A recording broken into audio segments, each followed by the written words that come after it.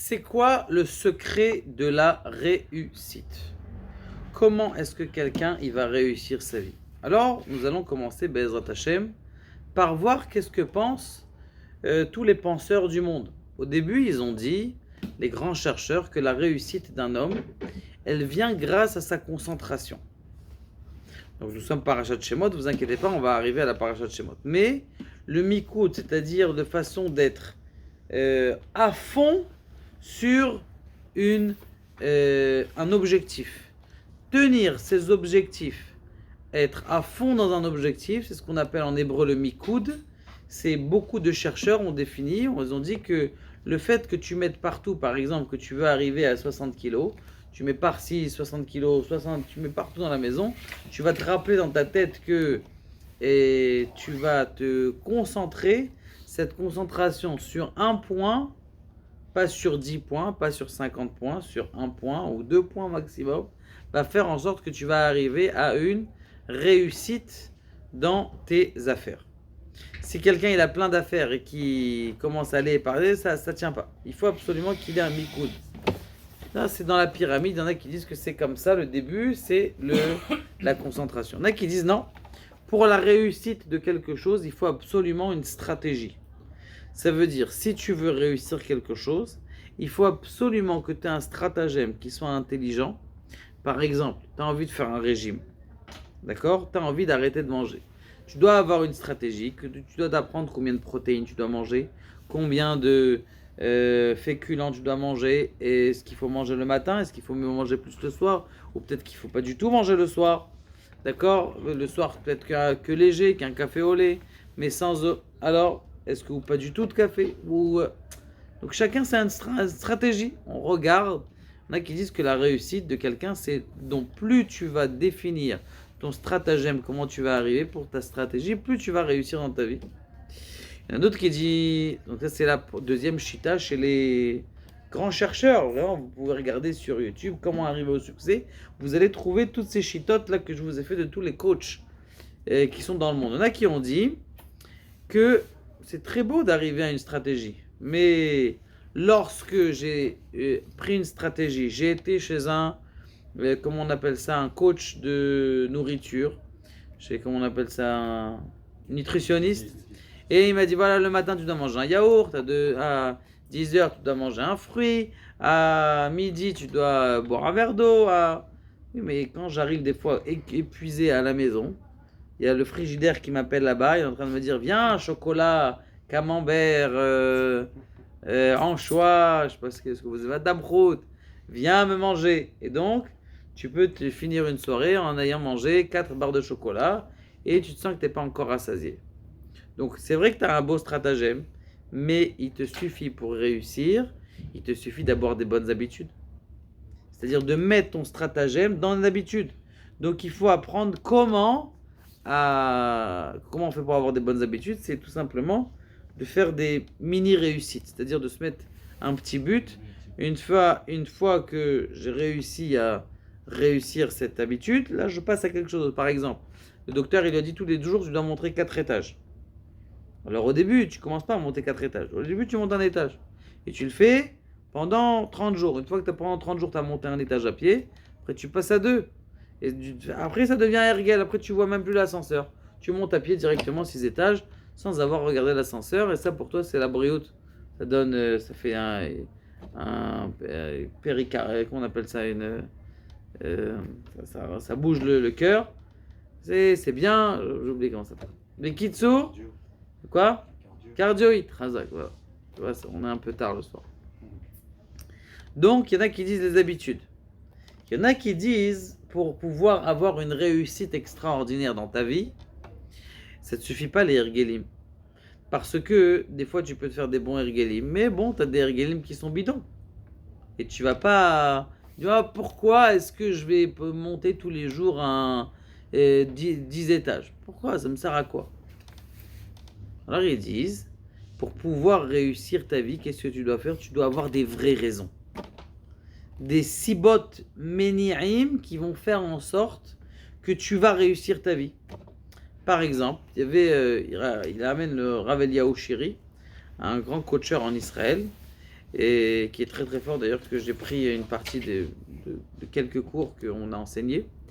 Il dit comme ça, il dit qu'il était une fois à l'armée, et il y avait, bien sûr, il était dans les Tsantranim, c'est les parachutistes.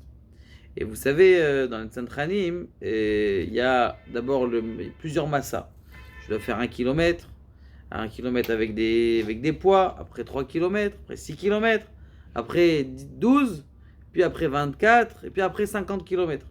Il y en avait là-bas un qui était Ben Porat Yosef, un gros bidon, il fumait toute la journée, il prenait du coca, c'est pas censé qu'il arrive à avancer ses 50 kilomètres, mais il y est arrivé quand même. Et une fois, ils lui ont posé la question, mais comment t'arrives? Alors regarde, Ben Porat Yosef, t'es déjà à plus de 150 kilos, comment t'arrives à faire 50 kilomètres? Il dit, écoute, moi je rêve, je viens comment on appelle ça, d'une shrouna, d'une quartier qui est pauvre, et tous ils m'ont tous vu comme le raté du quartier. J'ai envie de revenir un jour avec mon étiquette Tsantranim parachutiste, avec mes 2 galons ici, ce sera mon honneur. Donc toute ma vie, j'ai des cibottes qui sont fortes, je vais avoir mon kavod. Bon, problème, est-ce que ça marche ça? Ce qui s'est passé, il raconte que maintenant ils sont arrivés, une fois qu'ils ont fait le Massa Komta, 50 km, Baruch Hashem, ils leur ont dit maintenant vous allez sauter. Parce que quand tu sautes au parachute, il faut atterrir. Donc on va apprendre l'atterrissage. Tu es dans le Tsantranim? Il faut apprendre l'atterrissage. Pour apprendre l'atterrissage, qu'est-ce qu'il faut faire? Eh bien, il faut sauter un demi-étage. On ne te fait pas sauter non plus sur du béton, on te fait sauter sur du sable mou. Donc on te fait sauter, je sais pas, 2 mètres de haut. Il faut pouvoir pas avoir peur pour sauter. Et tu sautes. Maintenant, lui, le problème, c'est qu'il a réussi tout. Hein. Il est magnifique, même s'il était en retard, mais il y était. Et il est en haut, et il lui dit saute. J'arrive pas, j'ai peur. Eh vas-y, tu vas avoir le galon de Sanchanim, tu vas sauter en parachute. J'arrive pas, j'ai trop peur, Mais c'est pas possible. Et les copains, ils vont te dire quand tu vas arriver. Non, j'arrive pas. Et comment tu vas faire? Le Mefaked, il arrive, comment on appelle ça, le chef de l'armée, il arrive. Il dit, c'est un ordre, tu sautes. Il dit, j'arrive pas, c'est plus fort que moi. Maintenant, vous savez très bien qu'à l'armée, si tu fais pas ce que le Mefaked dit, ce que le général il dit, le général en tout cas, c'est l'entraîneur, le commandant il dit, eh bien, t'es viré. On te sort de Santranim, tu vas faire Jobnik. Bon, on banalise personne, mais bon, c'est pas de Santranim, mais tu auras pas ton petit pins avec un parachute que tu as sauté 2 fois en parachute. Surtout là, il doit sauter 1 mètre. Quand tu sautes en parachute, c'est dans le vide que tu sautes. Combien de fois tu as sauté en parachute? 4. 4 fois? C'était sympa? Première fois, ouais, et après. Ça te saoule. T'as peur? Non, c'est pas la peur, c'est différent avec l'armée. C'est pas un plaisir, quoi. C'est pas que tu vas pour. La première fois, oui, mais après, c'était la nuit en plus après. Donc, Ah ouais. c'était pas comme le jour. Mais Kitsour, et donc, il lui dit saute. Maintenant, il dit commandant, c'est un ordre, tu sautes. Tout le monde dit bon, partez, je vais m'occuper de lui. Il dit écoute, tu vas te virer de l'armée. J'arrive pas à sauter 2 mètres. Il n'arrive pas à sauter de 2 mètres. Le lendemain matin, il est déjà plus là. Donc, ça veut dire que même si quelqu'un il a un ménia, c'est-à-dire qu'il a une vraie raison de vouloir réussir dans sa vie, forcément, ce n'est pas forcément qu'il va réussir sa vie. Pourquoi? Parce que vous voyez que celui-là, il avait la concentration, il avait la stratégie. L'armée lui a appelé la stratégie pour arriver. Il avait des bonnes habitudes. On lui a donné des bonnes habitudes. Il a travaillé pendant 50 jours pour arriver à tout ça. Il avait les bonnes raisons puisqu'il voulait avoir le pins. Comment on appelle ça, parachutiste. Mais il lui manquait quelque chose. La croyance en lui-même à l'intérieur de lui. Le bitachon, la confiance, qui rentre à l'intérieur du Tatemuda, c'est-à-dire à l'intérieur de son subconscient. Donc ça veut dire en vérité, ce que la Torah elle nous donne pour réussir. La clé que la Torah elle nous donne, c'est quoi? Cette émouna là qui va transpercer une personne et va réussir à le faire battre, eh bien c'est vraiment la clé de la réussite. Là on rentre dans les périodes d'exil. Shemot. Shemot, il y en a qui disent que Tachlit Maaseh Shamaim Varetz, que tu dois comprendre c'est quoi Shemot. La parasha de Shemot, c'est que tu comprennes qu'en vérité tout est géré par le bon Dieu. Tout est géré, même tes peurs, elles sont gérées par le bon Dieu. Vous savez, vous avez tous vu le film, j'imagine, ou ceux qui l'ont pas vu, eh bien, ils ont au moins écouté cette histoire. Kadosh Baruch Hu, il a dit à Moshe Rabbeinu, il a dit, écoute, rentre ta main. Il a rentré sa main, elle est sortie toute lépreuse. Et puis après, il lui a dit, re-rentre ta main. Et elle est sortie, je dis, belle. La question qui se pose, elle est comment ça se fait qu'il lui a dit de rentrer sa main et de ressortir sa main. T'as qu'à rentrer la main, il dit maintenant ça va se guérir. Et la main elle est dehors, pourquoi tu rentres la main? Pourquoi il dit, et maintenant rentre là, elle va sortir bien. Réponse parce que, qu'est-ce que tu peux t'imaginer dans ta tête? Que le fait que tu l'as mise là, c'est là qui fait en sorte, que le cours que je viens de dire, c'est Rabbi Darman, donc il est en train d'appeler. Mais Kitsour, toi tu aurais pu dire que qu'est-ce que tu rentres à l'intérieur? C'est ça la cause de ton mal. Des fois que tu crois la cause de ton mal, c'est ça en vérité qui va te guérir. La même chose pour le maté. C'est marqué que Moshe Rabbeinu, il a pris le maté il s'est devenu un nachash. C'est quoi le maté de quelqu'un, le bâton de quelqu'un? C'est ce qui te tient, ce qui te supporte. Aujourd'hui, c'est ce qu'on aurait dit, c'est ton compte en banque, c'est ta voiture, c'est ta sécurité, c'est ça ton bâton. À l'époque, qu'est-ce qu'ils avaient ils avaient qu'un bâton. Donc ta sécurité, elle est là. Cette sécurité, des fois tu dis, ah, peut-être que grâce à la voiture, je vais mieux me sentir dans ma vie. Des fois, attention, ça peut se transformer en nachash. Tu dois savoir que tout ce qui se passe dans le ciel, tout ce qui se passe dans ta vie, la réussite, elle vient et tu dois être ma'amin dans Akadosh Baruch Hu que tout est pour le bien. Tu ne dois pas dire, je fais confiance à mon compte en banque.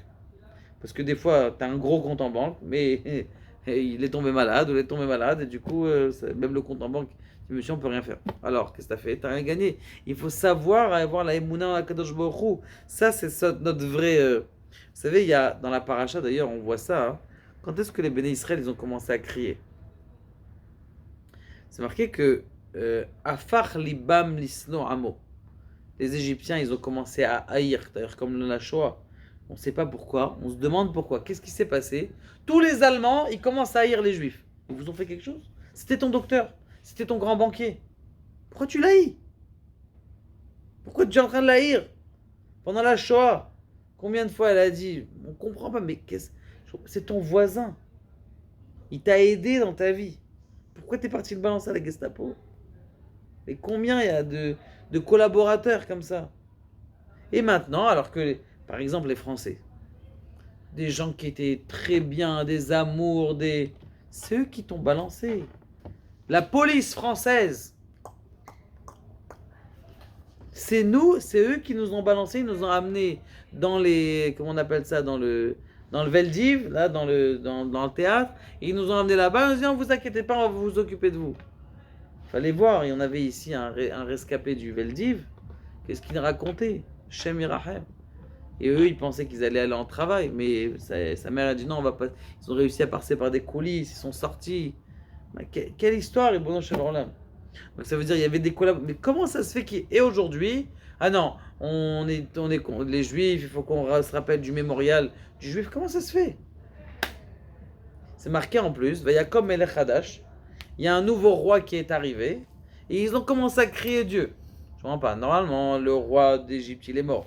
Ça veut dire que, ça y est, ils se sont calmés. Ils ont dit, ça y est, Baruch Hashem, ça va se détendre. Maintenant, le système, du régime, il va se détendre. Mais là, ils ont commencé à crier. Comment c'est qu'ils ont commencé à crier? Parce qu'en vérité, ils ont vu que la haine qu'avaient les Égyptiens, la haine qu'ils avaient les Allemands, la haine qu'ils avaient les Français, c'était pas du roi. Il y a comme El Khadash, il y a un nouveau roi qui est arrivé. Eux, ils se sont dit quand il y avait un nouveau roi que ça y est, c'est fini. Non. Et quand ils sont sortis, c'est marqué Vaïten Chenaam. Les Égyptiens, ils leur ont dit, ah, tu veux un cadeau, ma petite bichette? Tiens, voilà, je te donne un cadeau. Et ils leur ont donné, ils ont vidé tout l'Égypte. Je dis, mais comment ils ont vidé toute l'Égypte? Vaïten et Chenaam. Parce qu'en vérité, Qui est-ce qui décide est-ce qu'on nous aime ou on ne nous aime pas? C'est tout Akadosh Baruch Hu. Si pendant 4 ans, 5 ans de la Shoah, eh bien, tous les Germains, tous les Allemands, ils ont décidé, ah tiens, tous les Ukrainiens, on va les dépecer. C'est Akadosh Baruch Hu qui décide aujourd'hui. L'Allemagne donne des millions et des millions à Israël pour et des bus, tous les autobus des guettes que vous avez, tous les moteurs, tout est donné par l'Allemagne. Il y avait une grande polémique à l'époque, il y a à peu près ça une soixantaine d'années, 70, 80, 70 d'années. Est-ce qu'on reçoit les dons de l'Allemagne? Ça veut dire qu'Eilou, ça serait une excuse de tout ce qu'ils nous ont fait. C'était tout notre argent. On a laissé là-bas en Allemagne des maisons, des appartements, des comptes en banque remplis. Il y a des comptes encore en Suisse qui sont remplis. Et ça appartient, on ne peut pas les ouvrir. Vous avez une preuve? Il n'y a pas de preuve. Il y a aujourd'hui un avocat qui s'occupe de ces choses-là. Là. Donc ça veut dire qu'ils ont compris qu'en vérité, est-ce que la grâce que tu as envers les autres, ça vient d'Akadosh Baruch Hu? Tout vient d'Akadosh Baruch Hu.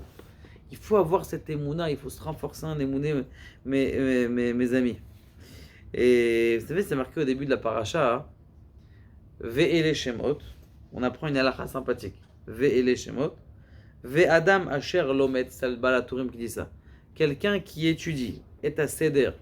Shnaim Shemot, Shnaim Mikra, Ve'echad Targum. Shnaim Mikra, 2 fois la lecture du Pasuk. Ve'echad Targum et une fois la traduction. Alors, qu'est-ce qui va lui arriver à ce type-là? Az Bekol Naim Yashir, il va chanter donc la chanson d'Akadosh Baruch Hu, donc la paracha. Az Yichyeh Chaim Rabot, c'est les Rachatevot de Ve'ele Shemot Bnei Israël, et Yaakov Yishu Betovahu. Az Yichyeh Chaim Rabot Arukot Leolam, il va vivre de longues vies. Il y avait comment on appelle ça, un type de la Chevra Kadisha, de Yerushalayim, qui niftar, je sais pas, à 110 ans. Alors un arabe lui demandait comment vous avez en bonne santé. Bonne santé, 110 ans, en général, dès que tu arrives à 90, déjà il commence à. Il dit comment t'es arrivé? Il a dit moi, Shnaim Mikra Vechatargum Lozaz. Shnaim Mikra Vechatargum tout le temps. Et c'est une aftacha du Balatourim, Marishon. Il dit celui qui fait Shnaim Mikra Vechatargum. C'est quoi Shnaim Mikra? Il explique, Rabbi Biderman, Shnaim Mikra, ça veut dire dans ta vie, tu peux voir, il y a eu un cas comme ça, oh là là, j'ai eu une galère. Et encore une autre galère. Aval, le Targum, l'explication, c'est Akol Me'et Hashem. C'est vrai que tu as eu plein de cas, tu as eu plein de galères. Echad Targum, comment tu vas expliquer tes galères avec un Targum? Tu sais qu'Akol Me'et Hashem. Quand tu sais qu'Akol Me'et Hashem, ça te donne une émouna, chazaka, que tu as à l'intérieur de toi, cette émouna chazaka, elle va savoir que tu es dans les mains d'Akadosh Baruch Hu. Et tout ce qui t'est passé dans ta vie, tes galères que tu as eues avec tes parents, tout ça c'est Me'et Hashem. Quand tu sais que tu sais la base elle vient d'Akadosh Baruch Hu, ça te donne cette émouna qui est puissante. Et regardez ce qui s'est passé. Et qu'est-ce qu'il a fait en vérité, Paro? Il a demandé qu'on jette tous les enfants dans le Nil, on est d'accord? C'est marqué que Myriam, elle a regardé. Qu'est-ce qui va arriver de ce petit Moshe? Je l'ai jeté dans le Nil. En plus, qu'est-ce qui s'est passé? C'est que le jour où ils ont dit que Moshe Rabbeinu il allait naître, ils ont commencé à jeter pendant 3 mois tous les enfants, égyptiens et juifs. Tous les enfants qui sont nés aujourd'hui, parce qu'ils ne savaient pas. Est-ce que c'est un enfant hébreu qui est né? Pendant 3 mois, ils ont jeté les enfants. Jusqu'à que Moshe, il a été mis dans le Nil, il a été jeté dans l'eau. C'était l'après-midi. Le Paro, il a dit, ça y est, ils ont dit qu'il a été jeté dans l'eau, c'est bon, il est mort, le sauveteur des Juifs. Maintenant, qu'est-ce qu'il a fait? Lui, il s'est battu. Paro, pour ne pas avoir le sauveteur, oui, qu'est-ce qu'il a fait grandir? C'est lui. C'est lui-même qui a fait grandir. D'ailleurs, c'est le début des allocations familiales. C'est Moshe Rabbeinu, il a été payé par l'État. Pourquoi? Parce que toi, tu as fait tout en sorte, tu as fait toute une manigance de tuer tous les enfants, ta famille, tes proches, tes Égyptiens, tes gens que tu aimes. Peut-être qu'il y avait des gens là-bas, des princes qui étaient là-bas, qui étaient proches. Je dis, mais je ne vais pas jeter mon fils. Il a jeté tout le monde. Qu'est-ce qui s'est passé? Moshe, il a été jeté dans le Nil dans un berceau. Ils ont dit, c'est bon, on peut s'arrêter. qu'est-ce qu'il a fait en sorte? C'est lui qui va le faire grandir. Sa fille, elle va le faire grandir. Donc ça veut dire, et qu'est-ce qui a fait en sorte que des fois tu fais toutes les choses qui font en sorte, tu crois que ton bâton c'est ça qui va te tenir? C'est Akadosh Baruch Hu qui nous tient. Regardez la même chose, vous connaissez l'histoire de Yosef Mokir Shabbat? Je vous l'ai dit en une petite Gemara dans Masechet Shabbat, que c'était un monsieur Yosef, il adorait le Shabbat, chaque chose le plus beau qu'il y avait pour le Shabbat, il achetait pour le Shabbat. Et bon, il n'était pas très riche, mais et il avait un voisin. C'était quoi son voisin? Il a demandé à Madame Soleil, il lui a dit, Madame Soleil, qu'est-ce qui va m'arriver? Il lui a dit, toute ta richesse, elle va tomber dans les mains de ton voisin Yosef Mokir Shabbat. Oh là là, catastrophe. Il a commencé à vendre sa villa, sa Rolls Royce, il y avait des Rolls Royce à l'époque de la Gemara, vous savez pas ça. Et il a vendu sa Rolex, il a vendu tous ses biens. Et il a fait quoi? Il a acheté une grosse... comment il s'appelle? Yingangang, comment il s'appelle? Yokumkum. Il a acheté le Yokumkum. C'est des films pour les vieux, là, Azov, c'est pas pour toi. Le gros diamant de Louis de Finesse. Mais qui est sur le Yokumkum, il a acheté un gros truc, où est-ce qu'il l'a mis? Il l'a mis dans son chapeau. Il a dit, là au moins, c'est surgardé. Il va sur le pont d'Avignon, où on y danse, et ça s'est envolé. Qu'est-ce qui s'est passé? Il y a un gros poisson qui est venu, il a avalé le truc. Le poisson, il est pêché 3 heures plus tard. Et qu'est-ce qu'on va faire si on n'a pas de congélateur? Le seul client potentiel, c'est qui? Yosef Mokir Shabbat. Si tu n'as pas la porte Yosef Mokir Shabbat, on a un problème. On a un poisson qui va pourrir. Est-ce que tu veux pour Shabbat? Yalla, donnez-le, j'achète du poisson, mais c'est pas grave. On va inviter plus d'invités. Il ouvre le poisson. Et le Kumkum, il était à l'intérieur. Et il a gagné. Donc ça veut dire, lui, qu'est-ce qu'il a fait, le voisin qui a regardé chez Madame Soleil? Il a tout fait pour ne pas perdre. En fin de compte, c'est comme ça qu'il a perdu. Donc ça veut dire, qui est-ce qui gère le monde, mes amis? Chaque seconde qui est gérer le monde, eh bien, c'est la même chose avec Yosef. Regardez Yosef Hatzadik. Yosef Hatzadik, ses frères, qu'est-ce qu'ils ont fait? Ils ont dit, celui-là, on ne va jamais se prosterner devant lui. Ils l'ont pris, ils l'ont vendu. D'accord? Ils l'ont vendu. Ils l'ont jeté dans un puits. Le fait qu'ils l'ont jeté dans un puits, qu'ils l'ont écrasé, c'est ça qui l'a fait grandir. C'est ça qui l'a fait arriver. Il serait resté à la maison tranquille. Vous croyez qu'il serait arrivé en Égypte? Donc ils ont fait tout pour. Mais quand Akadosh Baruch Hu il veut quelque chose, tu peux bouger, monter, descendre, remonter, redescendre. Si tu as la Emouna, que Akadosh Baruch Hu, c'est lui qui fait tout, il a tout. Et c'est pour ça que Myriam va être sapée Merachok. Elle regardait de loin. Parce que nous aussi, on doit regarder de loin. Et on dit dans le pasuk, He'emanti, vous le dites tous les Rosh Chodesh. He'emanti, j'ai cru, qui adaber, car je parlerai. Je ne comprends pas. Il y a un problème dans le sens du verset. J'ai cru que je parlerai. Parce que quand tu es en galère, mon petit frère, quand tu es en galère de parnassa, quand tu es en galère de maladie, quand tu es en galère de zivouk, tu ne trouves pas ton zivouk, tu as fait 278 shiduchim. Jusqu'à qu'il y en a un qui vient te voir, il te dit, celle-là, elle est belle, vas-y, prends-la. Ah, elle est belle, vas-y, je veux, présente-la moi. Mais elle a un folle un jour. Dis-moi, je peux pas. C'est pas grave, même si un jour elle est folle, je la prends. Dis-moi, il faut attendre le jour où elle sera folle pour que je te la présente. Ça veut dire que c'est difficile, il y a des problèmes. Et Emanti ta'amin dans le passé qui adaber. Ça va s'arranger. On les aura, on va réussir. La Emouna, elle dit que même si t'es un tordu, si t'es ma'amin à Kadosh Baruch Hu, ça va réussir. Le Chazonish, le Chafetz Chaim, il dit que la première question qu'on pose à un homme, lorsqu'il part après 120 ans, on dit Tzipita Yeshua, est-ce que tu as cru en la délivrance? De quelle délivrance on parle? Mashiach, ce qu'on a compris. Le Chafetz Chaim, il dit, c'est qui dit ça? C'est un de ses élèves, le Rav Wertfeugel. Je l'ai entendu une fois, il était venu à Manchester, le Rav Wertfeugel. Il a fait un chiour, c'était un homme. C'était Rosh Yeshiva de l'écoute. Quel drachot il faisait. J'ai encore ces drachots clairs dans ma tête. Tellement un orateur puissant. C'était l'élève du Chafetz Chaim. Il a dit, le Chafetz Chaim, il disait, quand tu dis Tzipita Yeshua, est-ce que tu as crié en Mashiach? C'est pas du Mashiach en plus. Yeshua, c'est ta Yeshua à toi. Toi, tu dis non, j'arriverai pas, je me marierai pas.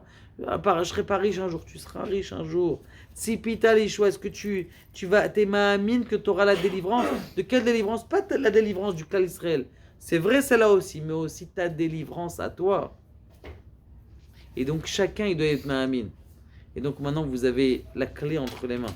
Quelqu'un qui est à la Emouna, ça lui suffit pas d'être concentré, ça lui suffit pas d'avoir une stratégie, ça lui suffit pas d'avoir des bonnes habitudes, ça lui suffit pas d'avoir des raisons qui sont fortes. Il faut avoir une Emouna en béton.